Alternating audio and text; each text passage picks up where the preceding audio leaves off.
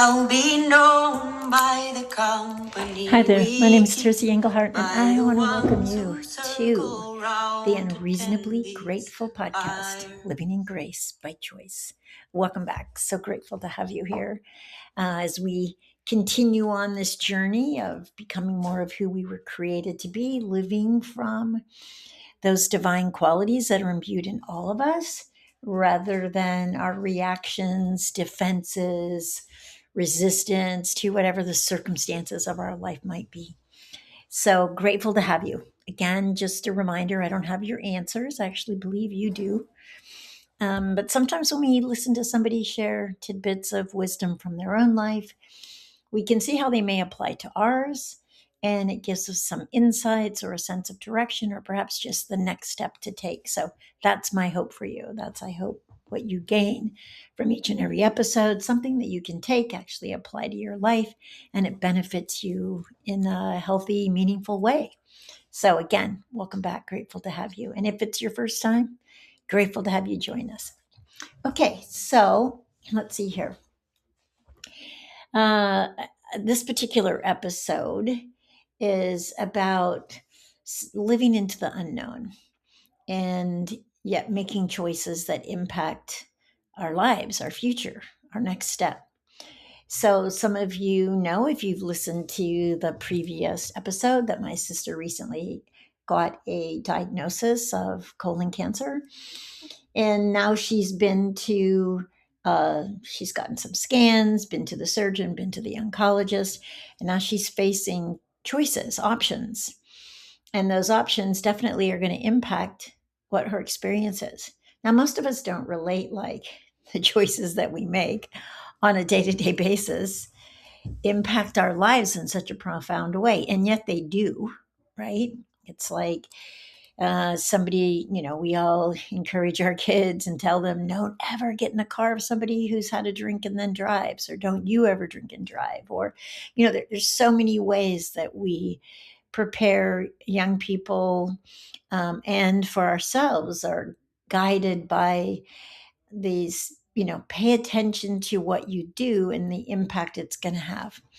And yet, you and I go through life making choices daily, many, many choices daily, and they do impact the quality of our life. However, once you step into, as my sister has, a situation where someone is telling you, giving you a diagnosis for a future, and they're living as there's kind of a way it goes, and they're presenting for you options, you become acutely aware of, wow, how do I choose? And that's where my sister is. My sister's 2 years older than I am. We grew up close. And then we had lots of years where we were struggling with our own lives, our own issues, and we were physically apart from each other. And then in the last several years, we've gotten very close again. I speak to her every day. And yeah, she's precious to me. She's the one person that's alive that's known me the longest. And the same is true for her. So I'm committed to walking through this with her, even though she's in Tennessee, I'm in Idaho. But being there with her, being there for her, and I can't make her choices. I can gather information, I can ask people I know, I can look up resources, but ultimately she makes that choice. And we can all think that we know what we would do if it was us, but the thing is, it's not you until it is you. And we never know how you'll feel, or I'll never know how I'll feel when it is me.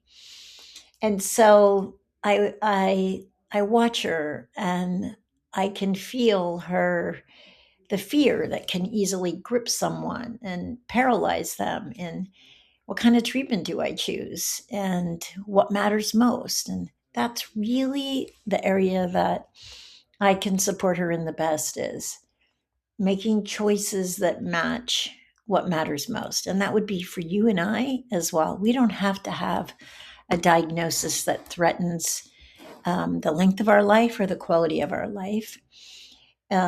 but still we want to always be making choices that match what matters most to us. And if you remember back, 6 months ago when I had my auto accident, that's what I walked away with is, wow, it really clarified what mattered most to me.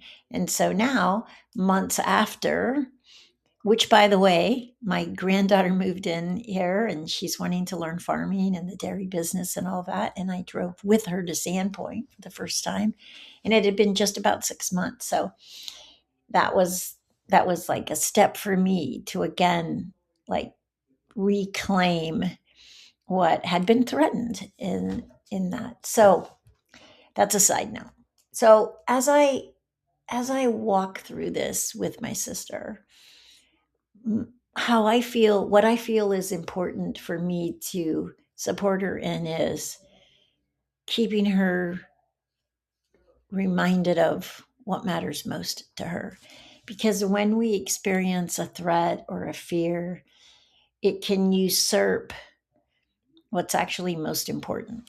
And so today she's committed to spending more time in quiet and stilling her mind because when we're threatened, when our identity, our life, our reality is threatened, it's easy for us to get distracted and kind of off center, off balance. And so that's where we are. And right now she's got she has an MRI and then another appointment, and she's set up to have somebody else attend with her and maybe record what the doctor says. And she's looking at some alternatives. And then my husband and I have offered to sit with her and kind of walk through what her choices are and see if we can support her in choosing powerfully, because clearly the choice she makes will impact the quality of life and the experience that she has. And what we want her to do is have a quality of life that matches what matters most to her. So that's what I want this week for us. We don't have to have a diagnosis that creates for us some kind of immediacy, but yet we can all learn from this experience and see that every day we make choices, and every day those choices impact the quality of life that we have. And we can make sure that how we're choosing is aligned with what matters most to us. Okay, so that's what I want you to do this week is see if you can't catch yourself in those day-to-day decisions, options, opportunities that present themselves, and see if you can't make sure that how you're choosing is in alignment with what actually is important to you. And make sure that it is. And when you can do that, you'll discover that you're actually living a life that is in alignment with what's important to you. And that is an awesome challenge and opportunity. Okay? So I'll be here next week. I'll look forward to seeing you then. And I hope that this week you experience how much your life matters in every choice that you make. Okay? See you next week.